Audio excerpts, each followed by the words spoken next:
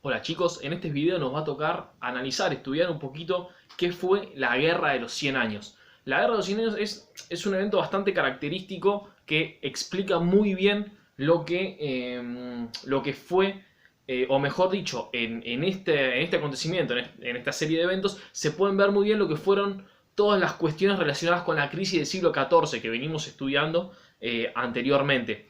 La Guerra de los 100 años fue una guerra entre Francia e Inglaterra que se disputó en territorio francés, en donde no solamente se vieron todas estas cuestiones relacionadas con la crisis del siglo XIV, porque tenemos guerras, tenemos descenso demográfico, tenemos interrupción del comercio, tenemos la peste negra dando vuelta, por ahí hacía poco que había empezado la peste negra cuando comenzó la guerra, tenemos esta devastación de los campos que dejaban los ejércitos, tenemos estos grandes conflictos, tenemos esta gran crisis económica que tenía cada uno, no solamente de los reinos, de los feudos, tenemos estos levantamientos campesinos que ya no aguantaban más la presión que ejercían los señores, que los obligaban a trabajar muchísimo a punta de espada para cobrarle los tributos.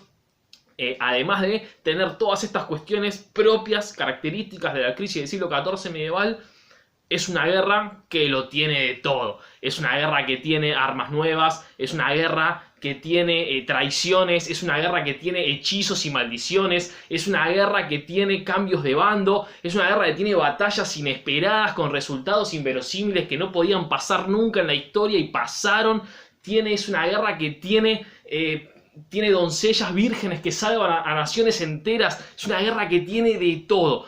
En primer lugar, se llama Guerra de los 100 años, pero quédense tranquilos que en realidad no duró 100 años. 114 años duró esta guerrita. 114 años de guerra, generaciones tras generaciones y generaciones combatiendo constantemente una nación contra otra, un país contra otro. Un reino contra otro, mejor dicho, porque la cuestión de la nación todavía no estaba tan forjada. Es más, se puede empezar a pensar o un sentimiento de unidad a partir de estas cuestiones. Pero la cuestión era la siguiente. En Francia, para el año 1300, bueno, el año 1339 comienza la guerra. La guerra es de 1339 hasta 1453. Para el año 1300 en Francia estaba gobernando un rey llamado Felipe el Hermoso, Felipe IV de Francia, que era un rey que constantemente buscaba acaparar más poder. Era un rey que, por ejemplo, constantemente quería imponerse por encima del Papa. Es más, hasta trasladó, en este momento se había trasladado a la sede del Vaticano, y los reyes buscaban tener estas dos espadas de San Agustín de la que habíamos hablado en una sola mano, tener el poder político y religioso por encima de todo. Y había hecho un montón de cuestiones políticas, un montón de leyes, un montón de modificaciones para obtener muchísimo poder. A todo esto, este señor Felipe, este rey, tuvo en total 4 hijos. Tuvo tres varones y una mujer. A la nena, a Isabel, la casó con el príncipe de Inglaterra. Recuerden que en este momento las mujeres no decidían con quién casarse, sino que el padre era el que elegía con quién casarse. ¿Y por qué? Casó a su hija con el posible futuro rey de Inglaterra. Bueno, esto es una jugada política que se hacía en ese momento porque si nosotros nos ponemos en el lado del rey de Francia, si existía alguna posibilidad de que alguien lo pudiera llegar a atacar, eso era el Sacro Imperio Romano Germánico, eran los alemanes desde el este. Entonces una buena estrategia política era casar a tu hija con algún príncipe inglés, y por si los alemanes me vienen a atacar, yo tengo la protección de mis familiares, que en este caso, por lazo de sangre por lazo de matrimonio, perdón, serían los ingleses. La cuestión es la siguiente. Felipe IV, quiso tener tanto poder que le sacó muchísimas concesiones y hasta eliminó la orden templaria, una orden del temple que había combatido en las cruzadas contra los musulmanes en Tierra Santa. Entonces se plantea, dice la leyenda, que el último de los templarios maldijo no solamente a Felipe el Hermoso, sino a toda su descendencia, y planteaba que los capetos no iban a poder reinar más en Francia. Entonces, ¿qué fue lo que pasó? Cuando Felipe murió, la corona pasó a uno de sus hijos. La cuestión fue la siguiente, que cada uno por uno los hijos de Felipe, los hijos de este rey de Francia, fueron muriendo, fueron falleciendo. Entonces, claro, nosotros tenemos a Felipe. Recuerden, teníamos 3 hijos varones y una hija mujer.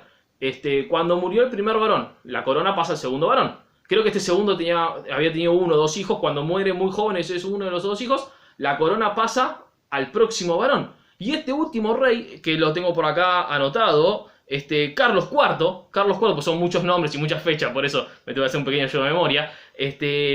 Carlos IV era un rey muy joven, era rey muy, muy chiquitito, todavía no tenía ni siquiera edad para poder tener hijos. Entonces había un grave riesgo. ¿Por qué? Porque si algo le llegaba a pasar a Carlos, al rey de Francia, la corona automáticamente iba a pasar para su hermana. Que su hermana estaba casada ¿con quién? Con el rey de Inglaterra. Entonces, si algo le pasaba a Carlos, la reina de Inglaterra, la reina de Francia, iba a ser al mismo tiempo la reina de Inglaterra. Y el rey de Inglaterra iba a ser al mismo tiempo el rey de Francia. Es decir, que Francia iba a pasar a ser territorio de Inglaterra.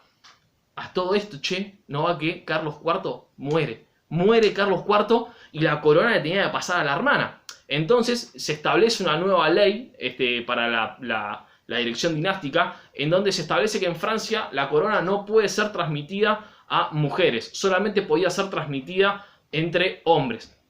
¿Esto por qué se hace? Justamente para que la corona no le quede a Isabel y no le quede a Eduardo, el rey de Inglaterra. Entonces la corona pasa directamente a uno de los primos de Carlos, llamado Felipe, también, que pasa a ser Felipe VI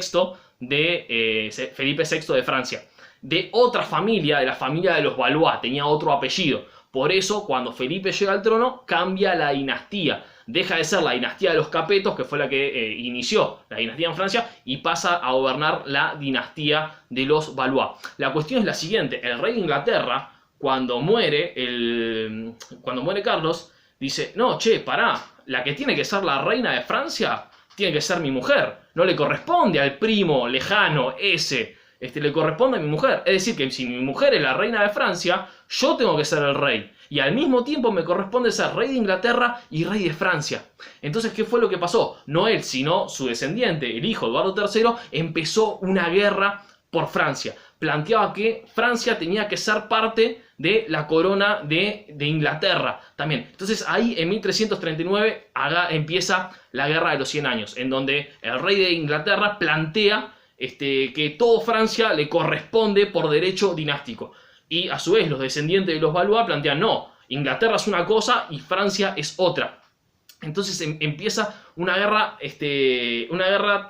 tremenda, una guerra en donde se esfuerzan las economías al 100%, cada uno manda muchísimo ejército, con muchísimos soldados, con muchísimos recursos. Es más, en esta guerra es cuando en Europa se empiezan a utilizar cañones por primera vez. Se trae la pólvora de China y se empiezan a utilizar los primeros cañones. Todavía eran muy chiquititos, todavía no marcaban una gran diferencia. Es más, eran muy chiquititos, eran muy costosos, eran muy pesados, era muy difícil trasladarlos, no eran muy eficientes, pero bueno, se empiezan a utilizar los primeros cañones para los asedios.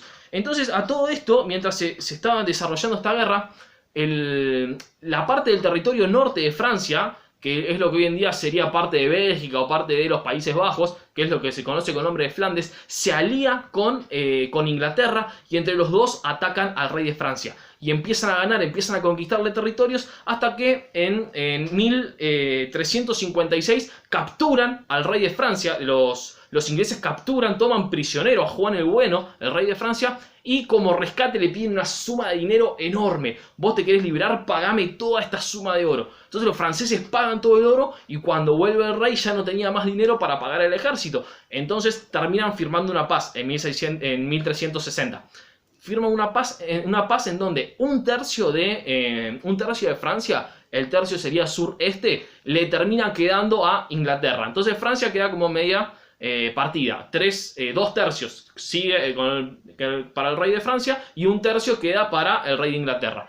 Si hacían esto, el rey de Inglaterra dice, listo, yo con esto me quedo tranquilo y no pido todo el resto de Francia. Firmamos acá. Dale, perfecto, buenísimo. ¿Qué fue lo que pasó? Juan murió y como nuevo rey de Francia quedó su hijo Carlos V. Que Carlos V, cuando se enteró de esto, dijo, no, pará, lo que firmó mi viejo, cosa de mi viejo. Francia es una sola, Francia es una entera y yo la voy a recuperar. Entonces ahí empezó la segunda etapa, una nueva etapa de la guerra, en donde Carlos V quiso ir y recuperar toda Francia entera. Para hacer esto, el rey de Francia se alía con Borgoña, que es una región que queda más hacia el este. Entonces se alían y entre los dos van a atacar al territorio inglés que había quedado en la parte de Francia.